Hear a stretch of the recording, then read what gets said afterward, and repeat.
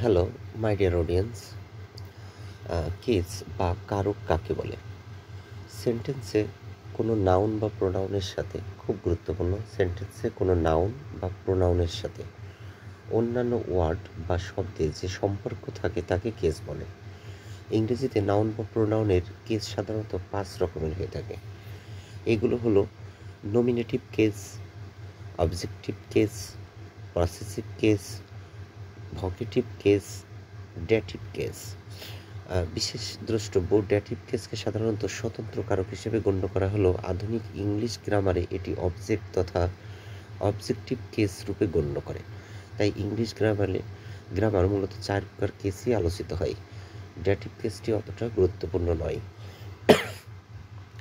প্রথমে আসি nominative case. যখন কোনো নাউন বা প্রোনাউন কর্তা রূপে ব্যবহৃত হয় তখন তাকে নমিনেটিভ কেস বলে।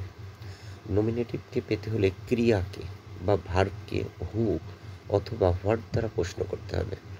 উদাহরণস্বরূপ, অরিন গোজ টু স্কুল। তাহলে ভার্বকে প্রশ্ন করা যাক, কে স্কুলে যায়? তাহলে অরিন স্কুলে যায়।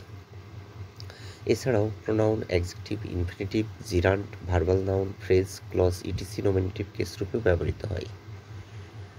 তাহলে বোঝা যাচ্ছে নমিনেটিভ রূপে noun Arin goes to school, আবার নমিনেটিভ রূপে pronoun he visited Khulna. Then nominative রূপে adjective the poor live in hand to mouth. গরিবরা দিন আনে দিন খায়। নমিনেটিভ রূপে infinitive to err is human, মানুষ মাত্রই ভুল করে। নমিনেটিভ রূপে gerund, walking is a good exercise. Verbal noun, the reading of news paper is a good habit. Then nominative রূপে clause, what he says is no to all. Phrase, a man of letters came here.